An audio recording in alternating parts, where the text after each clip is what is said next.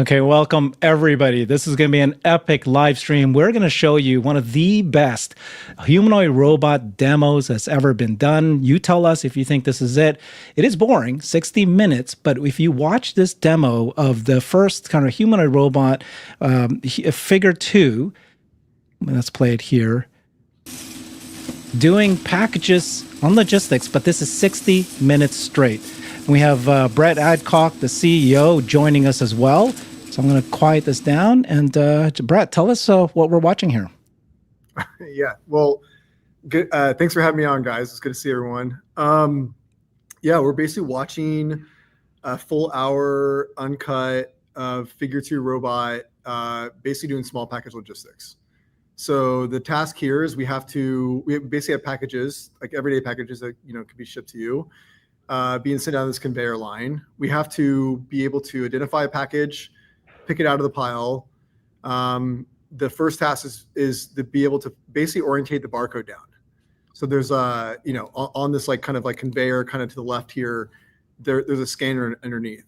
So we basically have to make the barcode position down and visible to the scanner. So in the case of a lot of the plastic bags, we have to flatten the bags. You'll see some of that. It's what the humans would do if you see a human on this line. Or a box, we have to find out on all 6 sides of the box, where's the barcode at, make sure that in this case we have to get that label basically down. So the goal here is for us to be able to do this in only a few 3 to 4 seconds at very high 90% success rate. And this is an hour of it, just doing it. We run it today. We ran that whole thing since 9:30 in the morning. Still running today, right now. Oh wow! This is so amazing. I sound like a broken record. I tell people the same thing every time in terms of the KPIs that I'm looking for. Success rate is right up there, right? Success rate, human to bot ratio in these processes. Also, durability, downtime. I mean, 60 minutes. This is the video that we've been behind the scenes. We've been asking for this video for so long from any robot company. So first of all, Brett, thank you for putting it out. One thing that popped into my head when I saw this was how much training was involved before you were able to achieve that type of success rate on this task to do this video? Can you talk a little bit about the process that you went through to get to this point? Yeah. Okay. So let me say something at the high level before we kind of drill in on the training and how we got here. One of the first things when we signed this customer, there was an enormous appetite to be able to move small packages around, not just in this use case, but the same packages need to be moved in several different types of use cases that look it's same exact packages, but just different. And when looking at this, small packages, like plastic packages, have kind of been the Achilles heel for general robotics. They're actively deforming as you're grabbing them, and they're never in the same state. So you can't code your way out of this problem. There's no amount of heuristics that you can do to do what we're doing here. This is a problem that's perfectly suited for a neural net. So in this case, we have a single neural net. It's a Helix S1 model that's running on board the robot. So we're basically taking in camera frames. The robot's then reasoning, what package to grab, how to grab it, and basically, commanding basically full actions out of the robot. So it's just a really hard problem. I think folks in robotics have been chasing this problem for decades, and to be able to show progress here was just it's honestly, it feels a little magical. It's quite as you watch it, it looks human like. So then you asked a little bit about how we got here with training. So we have to the goal here is we have to we need basically packages pushed out every 3 to 4 seconds. We have to make sure the success rate's in the high 90s in terms of being able to scan the barcode, and then even further down this line, there's a pneumatic label being shot on, and then we make sure the robot has no faults, interventions, just no issues, just overall. It also becomes tricky because the robot can grab heavy things or push itself off. There's just there's a lot of potential just challenges in general. So there's basically been, like, I would say 2 high-level levers that we've been pulling to make these KPIs work and make this use case work. I mean, the first is like we do everything through a neural network through Helix, and we've actually talked about this. There's a whole write-up we did long form on the current blog on the news section of the site.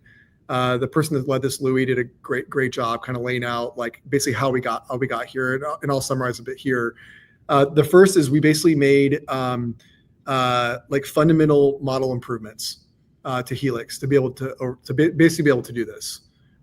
We detail this out online, but like, the high level here is that we're basically using like stereo pair camera images. There's also other things like we have force feedback now into the model, so we can basically like force sensing that's basically integrated into the state input. We have memory, so we have a temporal memory. So we have like several seconds of memory from camera frames that the robot can reason over. This is particularly important because things are changing pretty dynamically, and sometimes, like in a lot of cases, the robot's head will turn to do something, and then like a second ago it might have saw a package, but it doesn't anymore. We used to forget about this. We're like, because the robot was just basically reasoning over the current frame. Now the robot, since it has like basically a perception memory, we basically can understand that there's a package still on the left I need to go get. And we've even seen a lot of behaviors where the package will just like kind of go down the assembly line. The robot won't see it anymore and just like put its arm out behind it and grab the package. So we made, I would say at a high level, we made a bunch of like improvements to the overall, like call it Helix neural net architecture. Other things we've done, we also now, the Helix S1 model is also a larger parameter size model. We also saw a boost in performance there. Across all those changes we said, like, force feedback, temporal memory, larger model, we saw improvements with both speed and performance.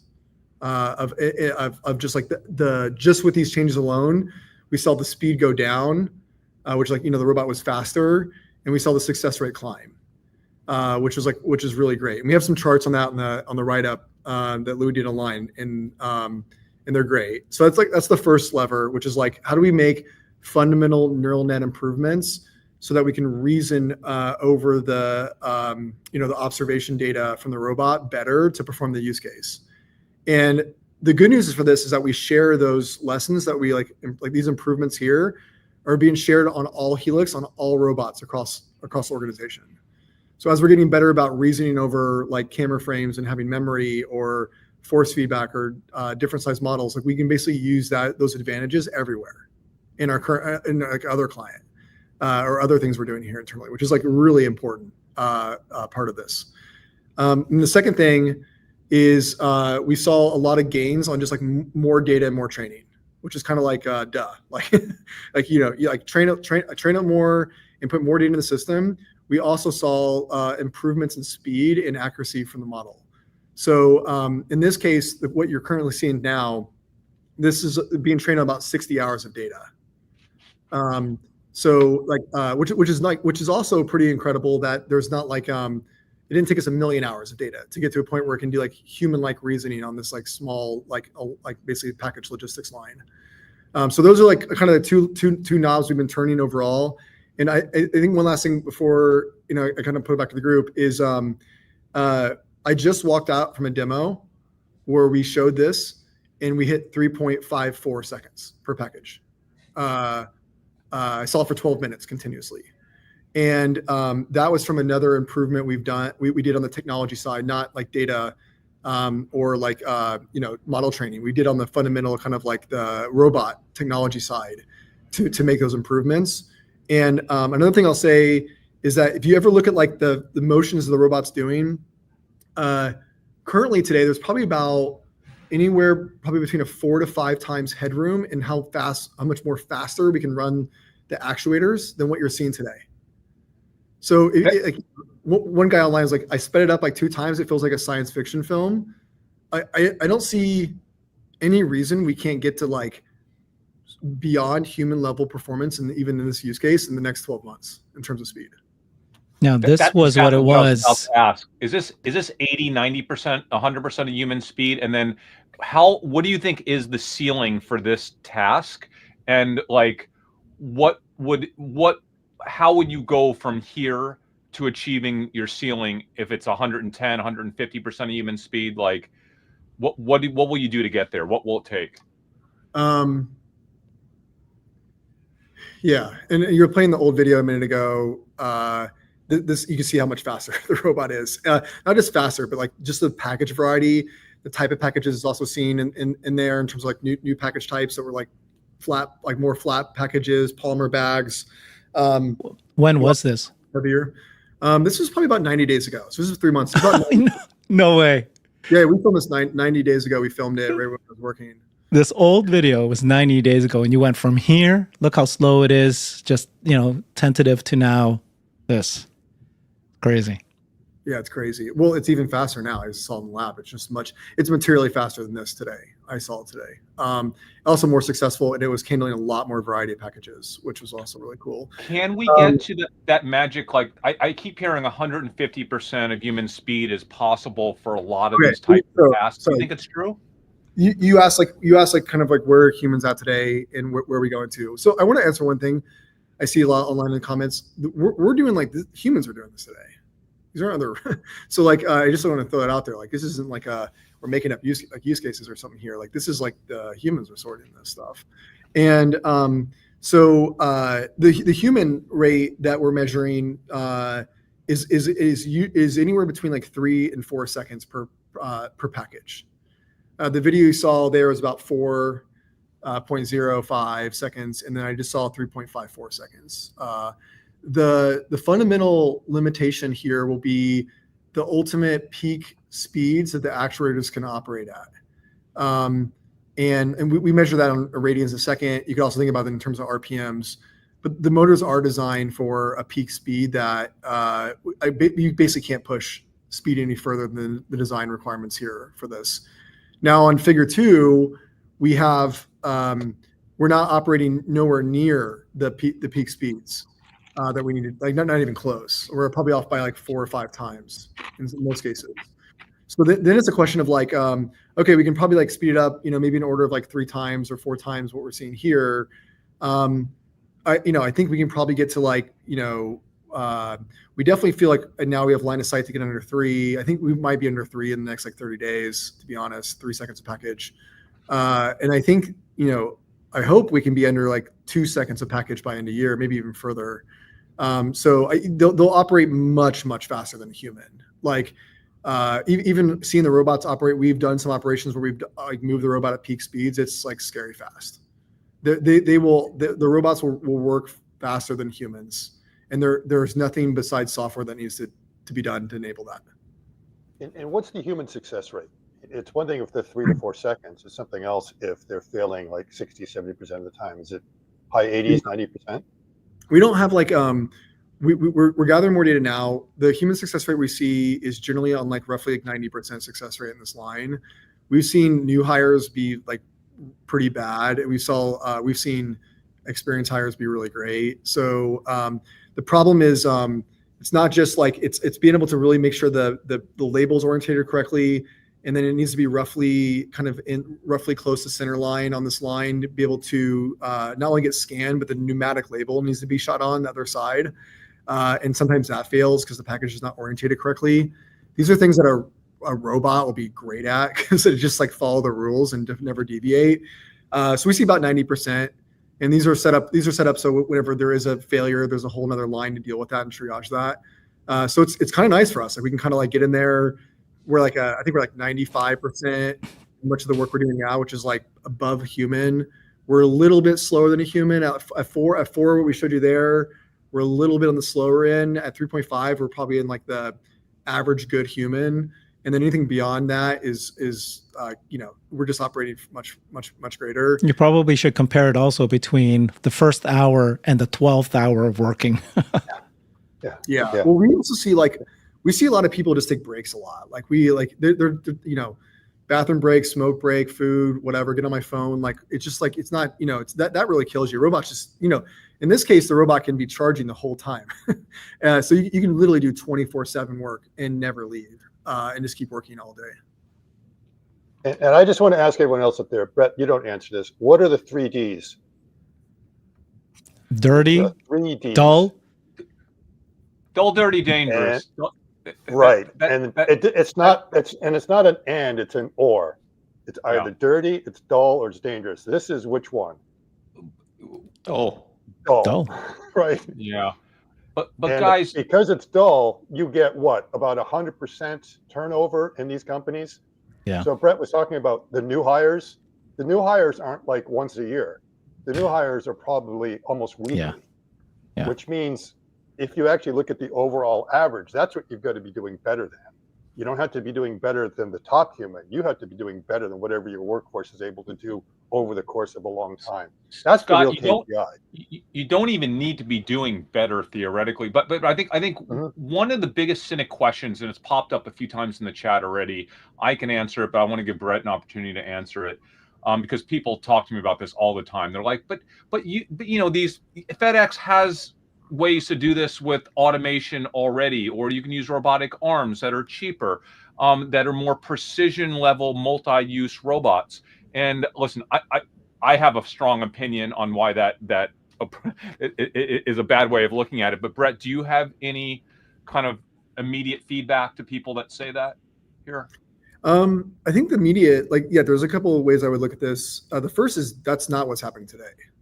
So these are humans doing it today. It's not as if like a robot's doing it. We're trying to replace the robot. Like, that would be super silly. Like, there are likely, we think, perhaps millions of people in the US doing something very similar to this exact use case, to be at this point now. Even if you get the smaller companies, they have less money for automation in general. I think the second thing is, you can make this argument on everything in and around the world. If you look at any single use case and you say, like, I want to automate it, you can find a great automation solution for it. That's the problem, though. We need maybe hundreds of millions or billions of robots that are all specialized all over the world to do this. What we're trying to solve is the general purpose version of this, like trying to solve general robotics. How do we get a robot that can do that, but yet do manufacturing, construction, and then make food at home for you and do your laundry? And so we're really working on the body to get there, which we think of the humanoid is the perfect thing to traverse everything a human can. And we're working on the brain. And what's how do we get real intelligence out of the system? And this is a good use case where we're never seeing the same package in the same pile of packages ever. There's some generalization that's happening. There's some level of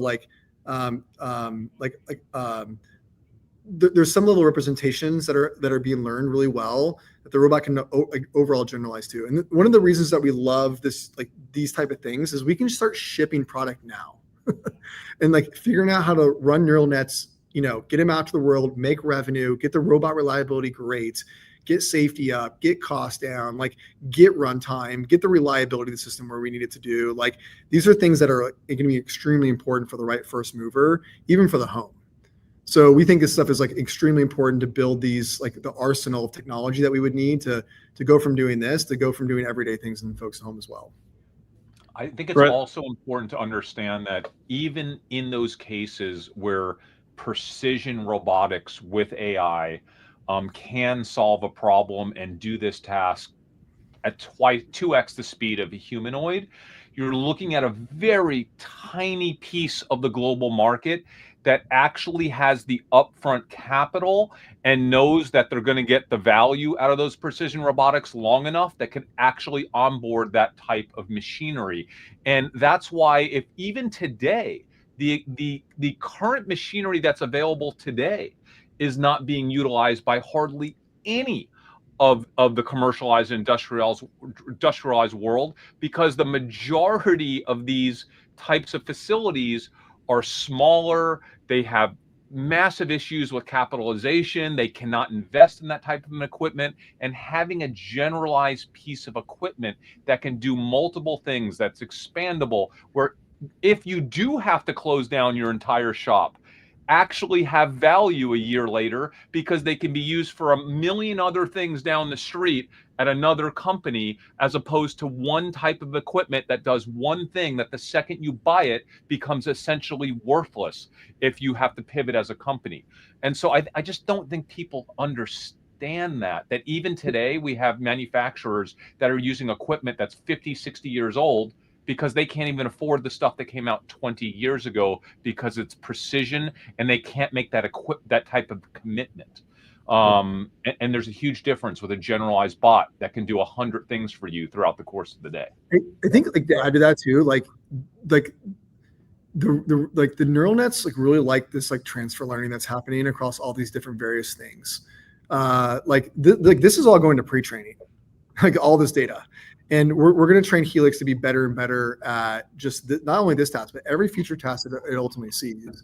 And like, this is extremely important for neural nets. We've seen this in every other industry here for this. And you just can't get that with specialized robots. They're not going to take advantage of the transfer learning that's happening across these like various different types of activities that the robot's doing. And a humanoid is perfect for that. And in so many ways, it's like the ultimate deployment vector for AGI here because of that reason.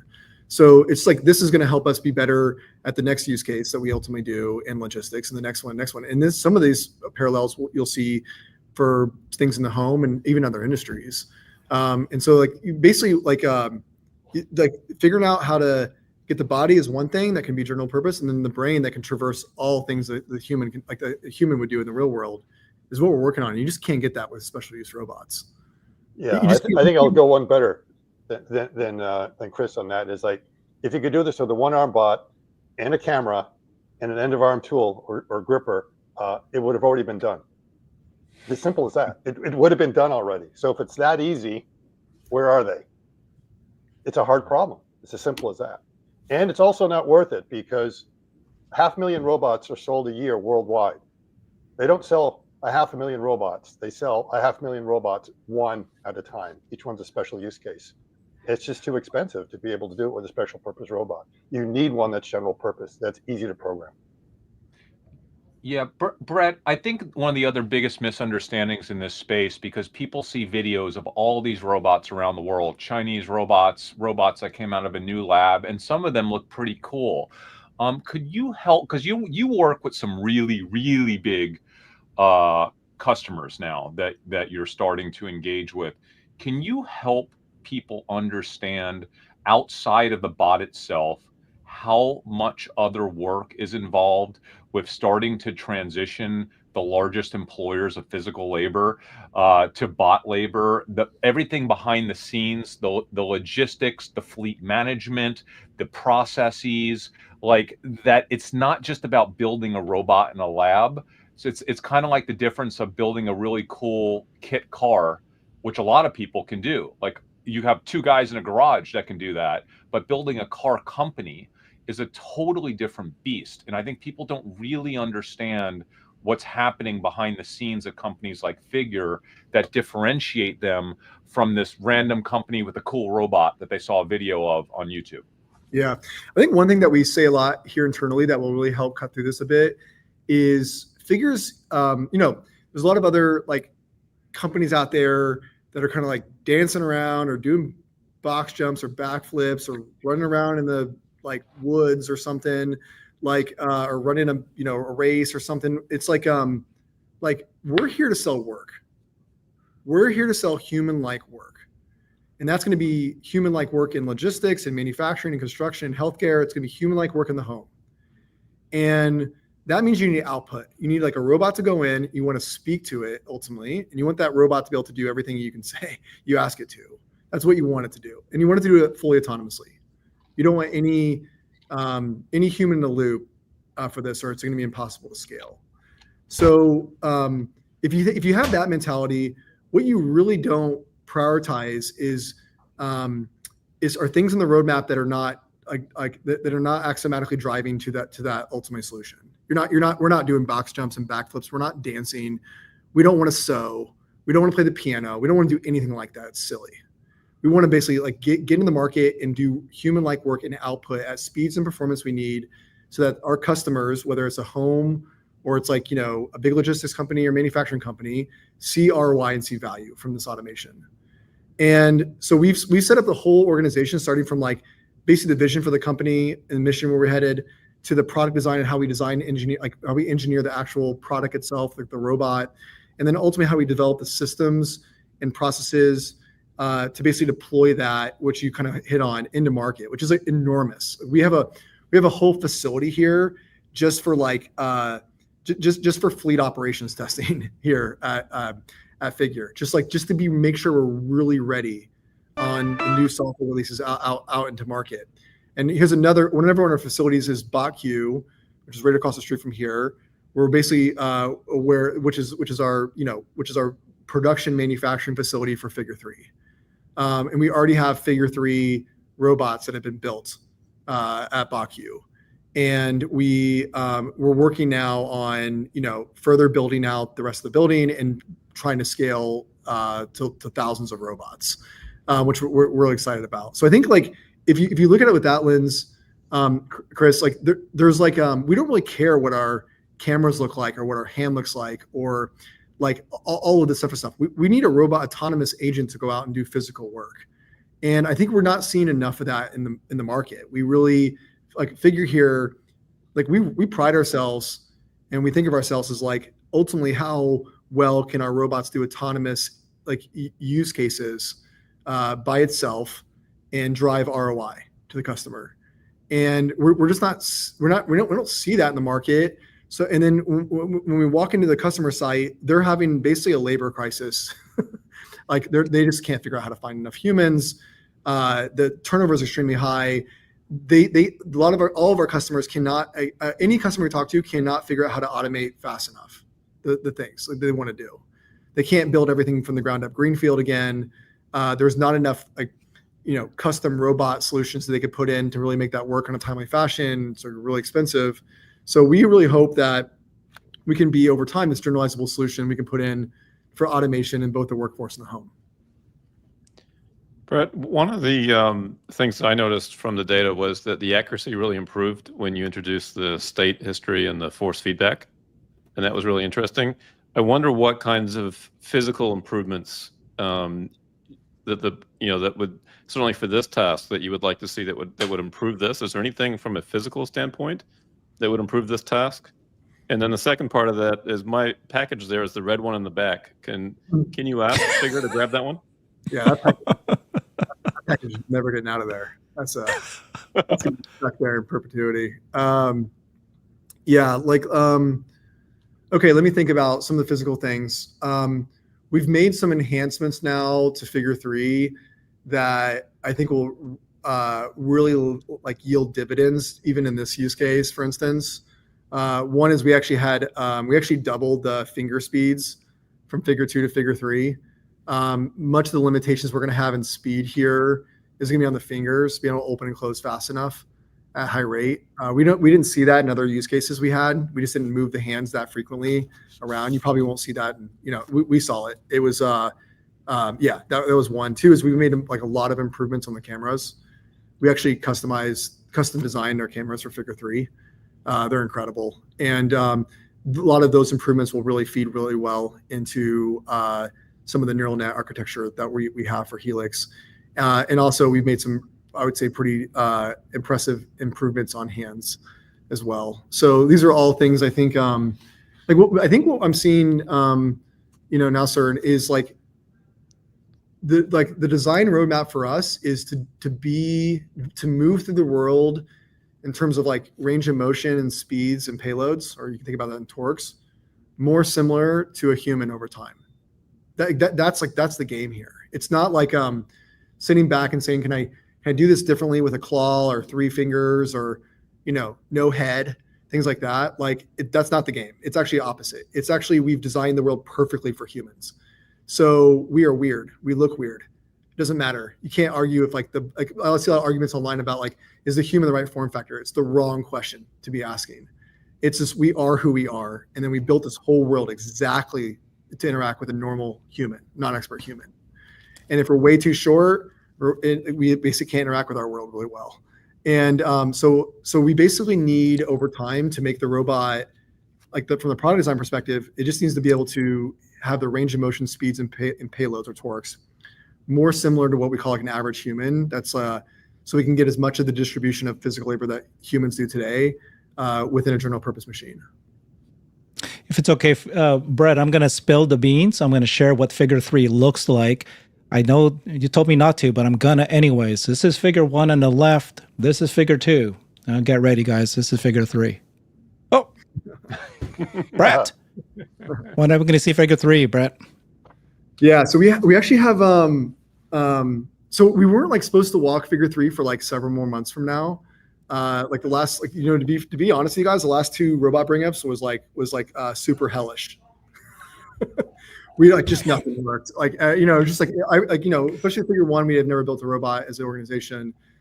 Like, you know, software, electronics, you know, firmware, embedded systems, middleware, operating system, all the hardware, like, you know, like it's just all new to us. We re-gutted for figure 2, just like it's a full new design. We did the same again for figure 3. But with figure 3, we had a lot of our software, like in terms of like the firmware, embedded systems, Helix, all of it will just transfer over now, which is really impressive. And we got better as an organization. The team's like we're about 300 people now, mostly all engineering here and at the lab. And I bet like figure 2 bring up, we had like 60. So we're bigger. Team's like really impressive. We are now not only walking figure 3. I just saw today, like even early this week, do a full autonomous, pretty basic but pretty autonomous, like fully autonomous use case. The robot was actually be able to do like basically something fully by itself, like on repeat, something similar to what we do here with other robots. We have like a autonomous checkout process the robots go through, where I saw basically figure 3 go through all of that. So I would say we're probably like 2 to 3 months ahead of schedule. We walked the robot in the first like 3 to 4 days, maybe 5 days from bring up. That probably took like 3 months on figure 2. It was just like, I'm gonna tell you a funny story. We bought some like electronics from like, you know, Texas Instrument for one point on figure 2, and it just wasn't working. And I was sitting in the lab with them guys every night till like 2 a.m. We just couldn't get it to work. And we called some few folks that were like, hey, you know what, you need to get in touch with this like small team that's at Texas Instruments, and they're so busy and they're so small, they're never going to talk to you unless you like, you know, unless you're buying like $1 billion of stuff from them a year, or you know the CEO. So I went online. I was like, I need to talk to CEO of Texas Instruments as fast as possible. And I tweeted that out, got introduced like that day, talked to the CEO. We solved the problem within 2 weeks. That was just like, it was like that every day for 3 months. I think we like, from the time we actually got the robot built to walking, we were like, it's sub 1 week on figure 3, which is like super impressive. So we're ahead of schedule. You asked like when we're going to unveil it. Unclear. We want to get the robot to a really good working state before we unveil it. We're not in a position where like, here's the robot, like let's just shoot it out. Like we're a bigger organization. You know, we think of ourselves like trying to set a really good leadership principle for the whole industry. And we want figure 3, which is like the most incredible humanoid robot ever built by humans, to be able to show its like true colors when we get it out the door. So we'll see. Definitely not like this month or next, but like we think over, you know, a short period of time, you know, hopefully, definitely this year, we'll unveil it. But we really want the robots to be fully brought up, you know, at scale. Like we're making a lot. So so I don't know, that's kind of a non-answer for you, but we don't have a certain date in mind, and we're not ready quite yet, but it is rocking and rolling here internally. It's actually, the bear cave is right in the corner here in our system integration test lab. And then the sign behind me says system integration and test. And our motto, it says on there, is just trust but verify. I was just gonna ask Brett, speaking of the background and the employees, what's the energy like? I mean, you're working on the 3rd version of this. You said 300. I think when I did my podcast with you, you had about 250 people. So yeah. Is it like every day people are waking up and they're just excited to solve this problem? I mean, Scott, what's your impression of, without spilling any beans? Scott was here. I saw Scott this week. Scott was here, saw figure 3, saw the office, the new headquarters. Like, Scott, what's your view of this? Well, the first thing, I had a hard time finding a parking space, and that's your new office. So yeah, it's pretty full. And yeah, Brett, I thought we weren't going to bring that topic up, but anyway, yeah, figure 3 is amazing. He hid it from us, Brett. Scott, come on. It was. I was supposed to come with him, and we're going to do another. That's the unveil. That's the unveil. I wasn't expecting to go ahead and see it, but the funny thing is I don't know what the new figure 3 office. It's harder to get into than the Pentagon, you've got to sign your life away like 3 times, and I didn't read half the documents. I think one of them mentioned something about a left testicle. So I can't be specific about what I said, what I saw. About the only thing I can do is use like superlatives and adjectives. And I think the first thing is that I know this is going to be a very disappointing response, but when you see it, you will not be disappointed. The improvements, I mean, anything that you, let's say, had reservations or didn't like about Figure 2, they're resolved. They're mostly gone. And just to show you how hard it is to say, what do you like about it? I actually asked Brett after I saw it, okay, Brett, tell me, what's your favorite improvement on Figure 3? And he rattled off like 10 different things. Yeah. So it's like, it's really hard to say what it is you like the best, except to say that you will be, it's definitely, as Brett has said, it's a step change. And the other thing is, this is clearly the bot you want to scale. This is one that it's ready. It's ready for prime time, no doubt about it. Yeah, it's incredible, Amit. Like, the robot's awesome. The energy's like through the roof here. Like, I mean, I came into work. I was in work every night this week, late. Everybody's here, cranking. We feel that, there's always a lot of momentum in the humanoid space. Beyond that, though, you're like seeing it. We're seeing it work every day, and it's getting better. Like, we don't ever walk in every week and it's like getting worse. It always gets like, robots getting faster. It's getting smarter. It's getting, it's doing more things now. It can do. That's going to only grow materially here, maybe even exponentially here. So we all feel collectively here we have a chance to really do this. When we started this 3 years old, right? Like, a couple weeks ago, we wanted to go off and build like the next Apple or Tesla, some big, really important game-changing technology. And it was unclear, we're just starting on this 5 years away, 50 years away, 10 years away, whatever. And it's very clear it's right now in turn. So everybody's just juiced. Everybody's ready to go. The team's incredible. We have a culture very flat. Every director and manager here CADs our codes. It's very hands-on. So, and we have we're building a lot of robots now, which is cool. So yeah, it's like the energy's through the roof, and we're grinding now. We're just, a lot of this, what it looks like a lot of just like really hard work from here. And so that feels like for a project like this, that it could be a quasi bleed on research. It looks like an engineering problem, which is like really great. It looks like just a lot of hard work and a lot of really good, thoughtful decisions can solve it. It looks like it's that scenario here. So we're just like, only thing we can do now is just work, make sure we're heading down the right direction, and just hit the pedal as hard as we possibly can. I think when you guys like us to think about robots every day, we all have a dream application in our head. And I'm going to ask you to estimate when you think a robot, yours, will be able to achieve my dream application. Okay, so here's what it is. When can a robot in my house pick up a box from IKEA of a chest of drawers, open it up, take it to the bedroom, open it up, read the directions, and I could say, I want you to put it in that corner with the lamp on top of it, and it's going to go end to end, build it, set it up, come into my living room and say, Chris, it's done. For me, that is my dream. Are we 2032 when that happens? Are we 2035? Like, what year is it that happens? Yeah, it's funny. Mine's like waking up and just like doing like unloading the dishwasher. So like I want to do that every day. I've definitely done all the kids definitely done the IKEA tour here. It's brutal. I think it's just like the worst experience on human history. Listen, at this point now, assuming there's no like hardware limitations where the robot can't, physically do the actual tasks, we can learn it with data. So, as long as for laundry might be a good example, as long as we get our hand in all the way to the bottom and make sure that we have the range of motion to grab things from there, obviously the robot's too short, doesn't have the range of motion, it won't be able to do it physically. As long as the hardware can ultimately do this, we can learn these use cases. So this is definitely like this decade thing, like in the next probably definitely sub 4 or 5 years, maybe sub 2 or 3. And I think like what you'll see even before then is we want to be doing kind of the more traditional things in the home even quicker.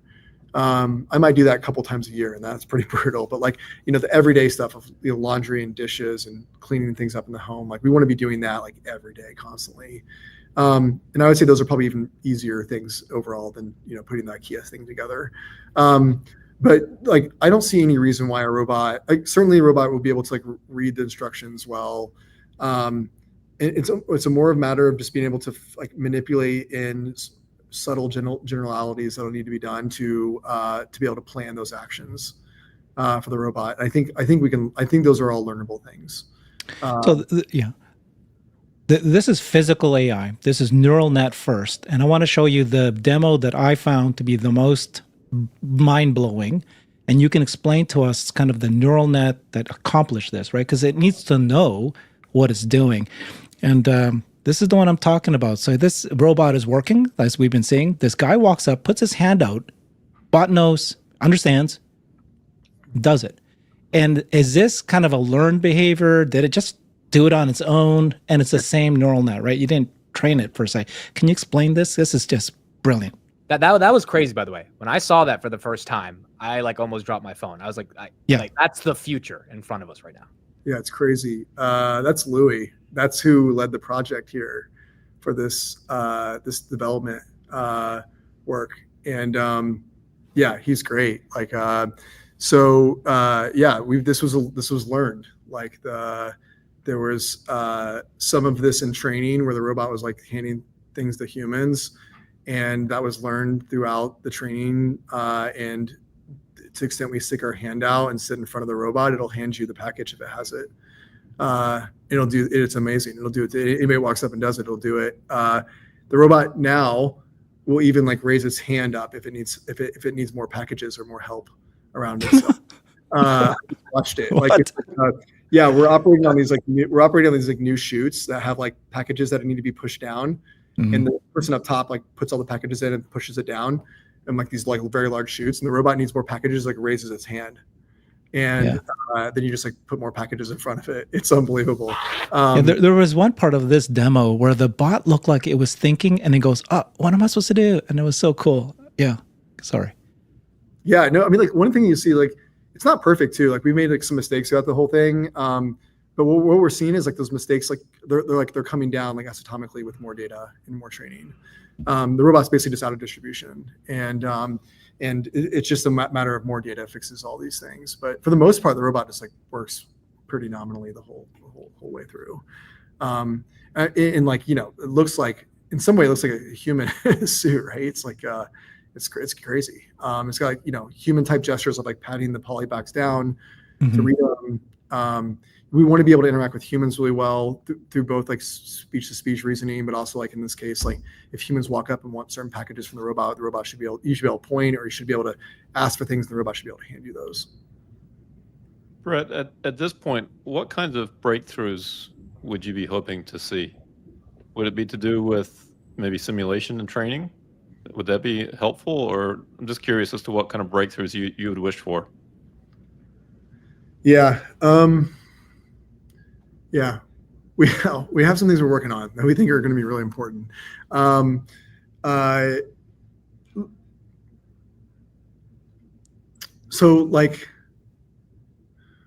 to figure out the right way to answer this. Most of the roadmap work that we need, that you would think of closing the gap to being able to ship billions of robots, are all going to happen here on the learning side, on the AI side. And I kind of always think that you have these 3 buckets of technology here on the product itself. You have the robot, the overall hardware that has a lot of stuff in it. It has actuators and batteries and wires, and we have well over 100 PCB electronics boards on the robot. It's got CPU, computer, GPU, has lights, speaker and mic, all kinds of things on it. So you have that hardware. You have there's software there that needs to run on it. You have low level firmware living on the motor controllers. You have embedded software. You have operating system. You have middleware. You have some high level hardware abstraction layer. There's a lot of kind of like C++ living on the robot that would need to like ultimately, help with computation and things like that, both at the motor level and at the compute level. So you have like that side of work that's like it's like non-trivial. It's like really quite hard. We've like mostly vertically integrated all that work here. And then you have like the learning part, which is like kind of maybe you think about like the brain, like how do we get the robot now to do stuff we really need?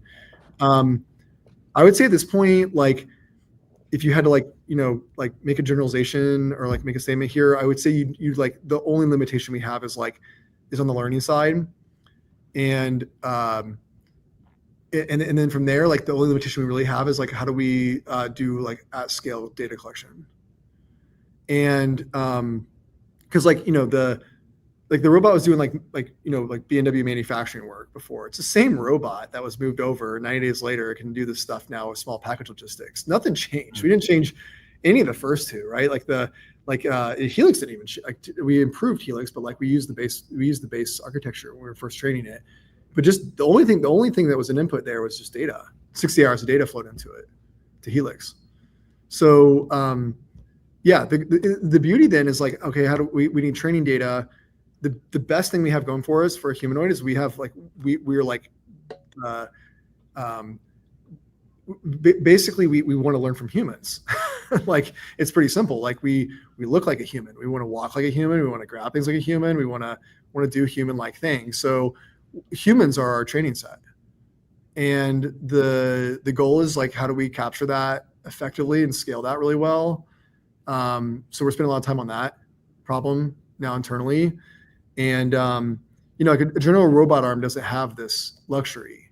Like the transfer rate from like a 7DoF tabletop robot arm is not good from like a human. I mean, you can do human demonstrations for it, but like it's really tough. The transfer rate, like the efficiency transfer from like a human to humanoid is like perfect. It's like as close to perfect as you can get. It's like we have like a human form. We're 5'6" for an average human, so we have arms and legs and hands just like a human does. So so that's what's really crazy is like the only thing that changed from doing that is just 60 hours and more data came in and did that. And theoretically you could do that in sub 3 days. You could have that up and running.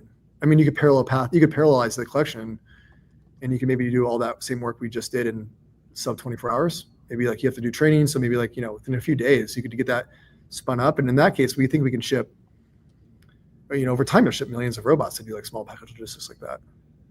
Yeah. So, so unclear the bottleneck is like manufacturing, like data collection here at scale. It really depends on your like go-to-market approach too, and how many different use cases and what type of scale you really want. Like most of it, like I would say it's on learning and manufacturing are the two big areas that you really need to get right over the next 5 or 10 years. Brett, what keeps you up at night in the supply chain as far as being able to scale to millions of bots? Is it people ask batteries? Is it magnets? What is it? We get this question all the time. Like we literally have no supply chain problems right now for Figure 3, like zero. We don't have magnet problems. We don't have any problems besides like, we got ripped off and paid like 230% tariffs for a while, overseas for some of our parts we had from Asia. Beyond that, like we have like no supply chain problems. We've designed Figure 3 to be like we designed the supply chain and we designed the manufacturing processes for extremely high rate. Like the Figure 3 head in the Baku video was like an injection molded head. I think that line is capable of doing like 50,000 units a week. Just that line there. It's the same. So you don't have any critical components you're worried about, like, the planetary roller screws. You don't have that. Is there anything similar to that in Figure 3? No.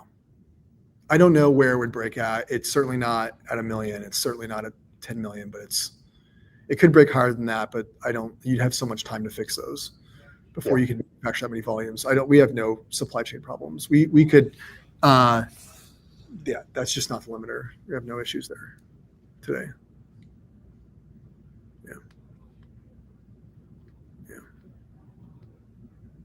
This is exciting. This is real.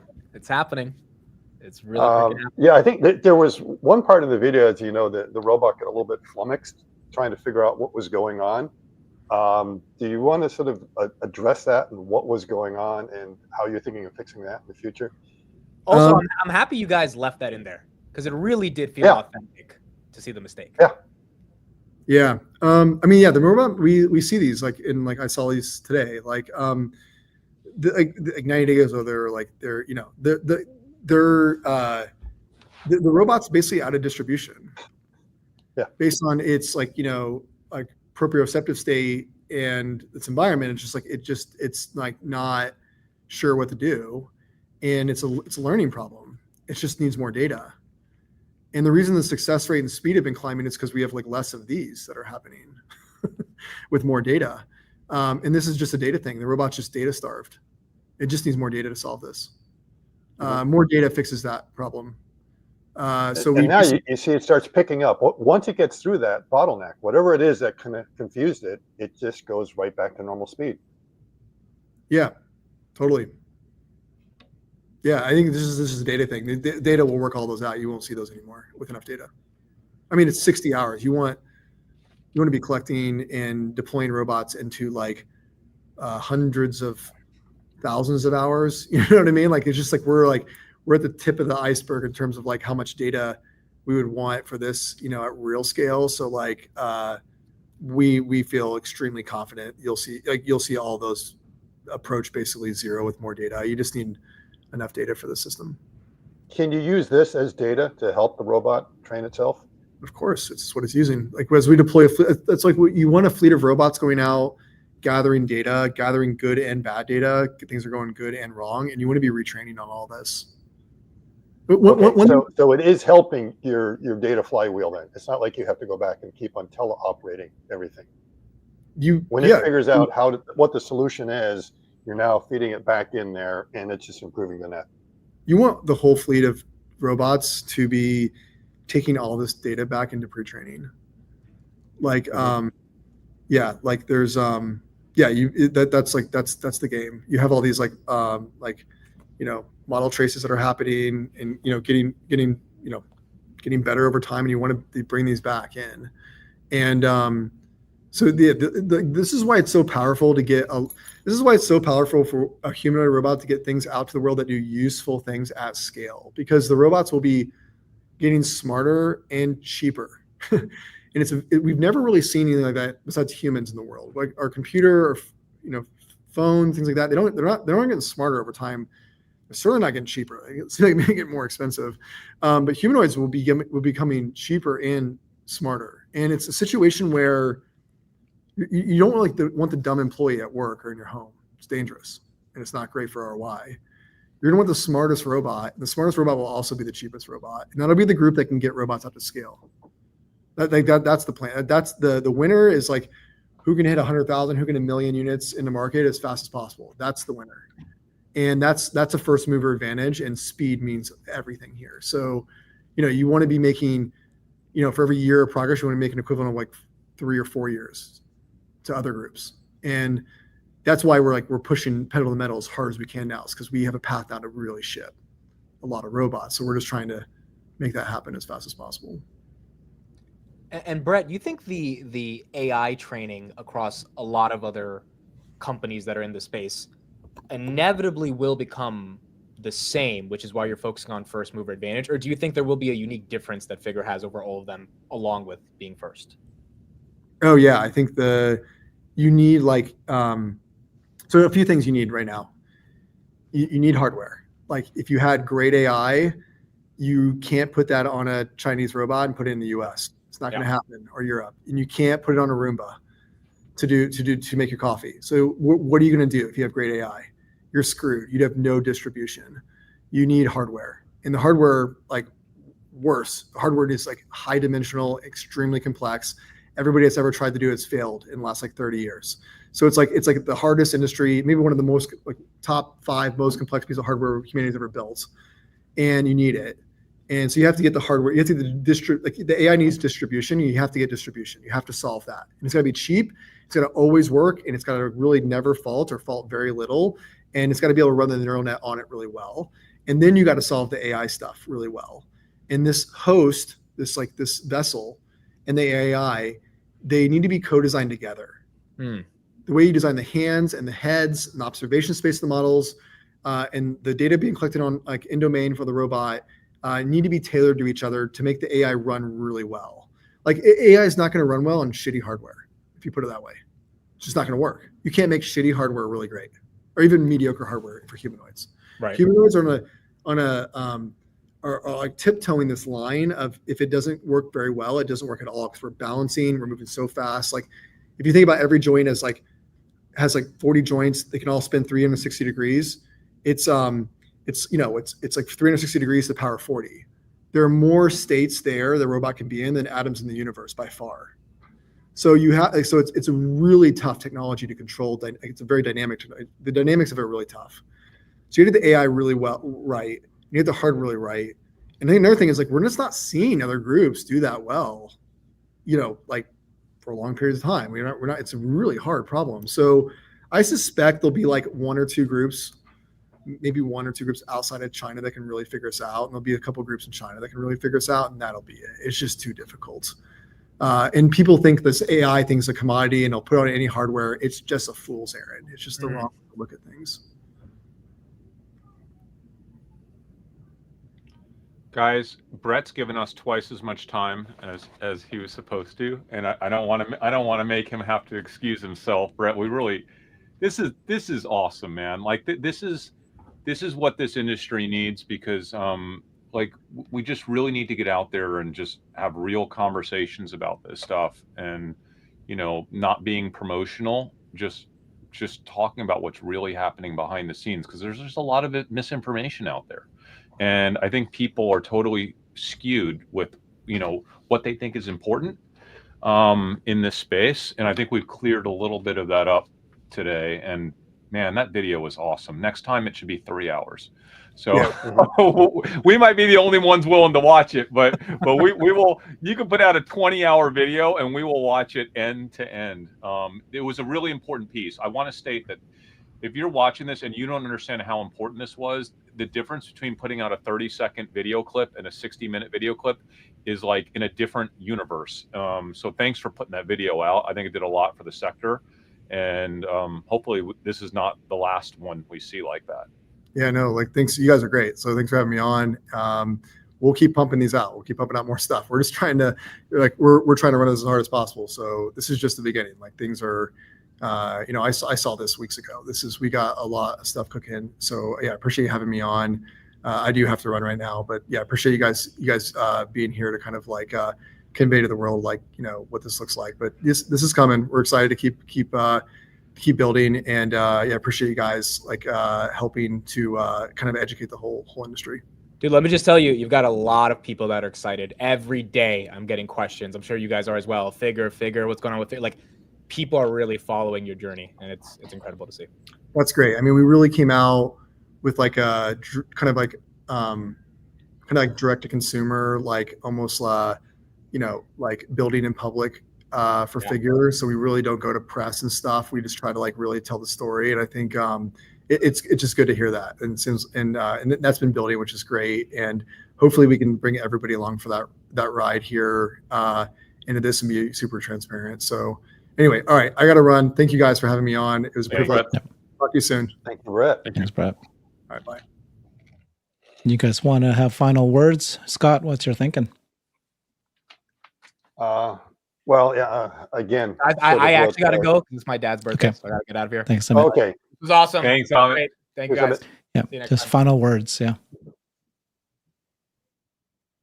I think sort of like, what Chris said there at the end is we've been waiting for a full video, a really long video that you can really see the robustness of the system, because anyone can do some operation for 30 seconds, 40 seconds with good video editing, make you believe it was able to do a lot of the other actions in between. So this is something else, to see something from a single point of view running nonstop, because that's part of the key performance indicators. It's not that can it do the same job as a person, but can it do the same job as a person for 8 hours straight, and then do it the next day and the day after that and the day after that. And this is something that Brett has talked about numerous times. Is like, their hardware, they're not having any hardware faults right now. At BMW, the only faults they're having are really software issues, and they're getting rid of most of those, but the hardware is not failing. And that's very, very, very important. So overall, you know, it comes down to my KPI has always been, can the robot do useful work? And So useful Scott, work really means it can do it for a long period of time. Scott, let's talk about that. We have Mhm. Brett talked about this. Success rate is a huge KPI. Yes. Speed is a huge KPI. Okay. Downtime. The downtime is different than success rate. So, you know, because we don't know yet how in a 24-hour cycle, you know, how many times does the bot itself just break down or have some sort of issue? And it's okay for the CEOs not wanting to be open with the public about where we are there yet. And then also durability. So if you have a bot that, let's say you could make a bot for $30,000 that competitor B has to spend $45,000 on the same bot. Well, that sounds really good unless the $45,000 bot has a 5-year lifespan and the $30,000 bot has a 2-year lifespan or 18-month lifespan. So the durability of the bot. So these are all really critical KPIs, and these KPIs are just the bot themselves, right? But again, Mhm. I don't think people are really even talking about this. Obviously, we do. You know, we make huge investments in the space. We analyze it every day. We're engaged with the various leadership companies in the space. So, like, this is normal for us. But when I see people on YouTube, on X, and they're making comments, like, I'm starting to realize how far off the general investor world is. And this is not just retail investors. I deal with massive institutional investors, and you guys do too, that are trying to kind of gain insight into the space. They don't even understand what the KPIs should be that people should be paying attention to. So hopefully doing episodes like this will help kind of educate some of the investor world on what they need to be looking at going forward in order to like rank the companies. And listen, we all have relationships with various robotics and humanoid companies around the world. People ask me every day, like, who's number one? Who is it? Optimus? Is it Tesla? Is it Brett? Is it Figure? Is it Aptronic? Like, I'm like, guys, I don't know. I'm knee deep in this world, and I'm at least 12 months away from having enough data on those KPIs across the spectrum of all these companies to even think about saying, hey, here's your number 1, 2, 3, or 1, 2, 3, 4. Like, we're just not there yet, but you have to know what to look for, and you have to give Figure some credit. This video goes a long way in terms of like showing there's validity in the platform that Figure has built over the course of the last 2 years, because there's been a lot of questions, right? Like, people don't like Yeah. up to this point, there's been a lot of short videos, a lot of speculation, but there hasn't been a lot of meat. This is like the immediate video we've seen. There's bots doing parkour and backflips and everything else, and you know what they're missing? Hands. And that's the name of the game. Whole nother That's thing, what yeah. the whole bot's about. So everyone's looking at what's going on now and saying, well, wait a minute, it can't do useful work without hands until we start seeing that.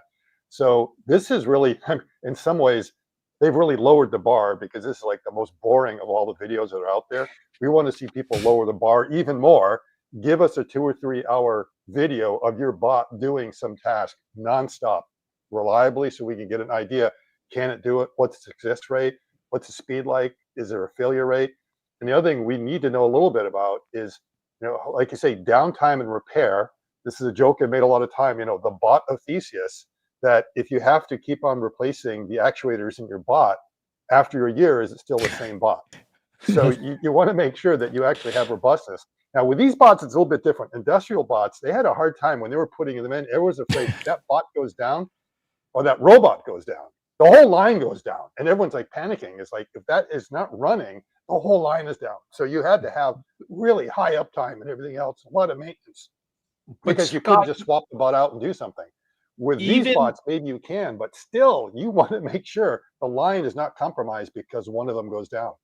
Even the example you just used has nuances to it, because if Yep. bot company A has an actuator, if both the bot companies have actuators that go down every 6 months, if bot company A takes an hours to replace that actuator and it's very expensive, where bot company B can exchange an actuator in 2.5 minutes on the line, right? Like just literally can pull that off with an actuator that's actually reasonably cost efficient. Then, you know, bot company B might have a solution where it might not matter that much if it goes down if an actuator goes down every 6 months, right? So like there's just so many nuances to this story, to this industry sector, and we're so early and we're all learning. All I have to say is like, it's early. It's early. Yeah. Like I know we're accelerating, but we're still learning what these things are capable of. And man, I still have 1,000 more questions and answers on all of the big bot platforms out there, right? Yeah. And I know, But Scott, you're also, the best, because like you get in these places and you just disappear. You're deep in what I've seen you at one of these. You're in with the engineers. Like you're just, if they don't watch you, you don't leave.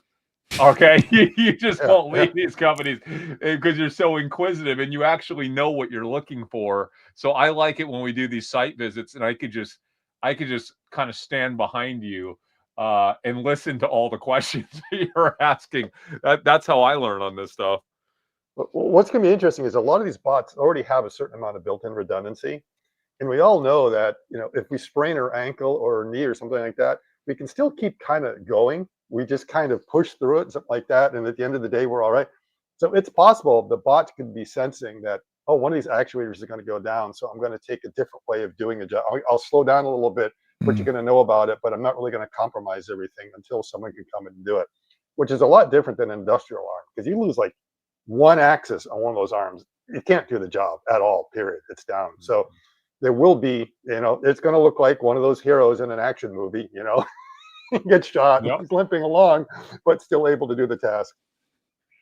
Well, guys, this is exciting. Thanks for putting this together. And it's been so fun for me to get to be part of this. I have to jump as well right now. I have a family commitment I have to get off to, but this is great. Perfect. Hey, thank you, everybody. Appreciate you. See y'all. Yep. Thank you, guys. Same here. Yep. Bye. Bye.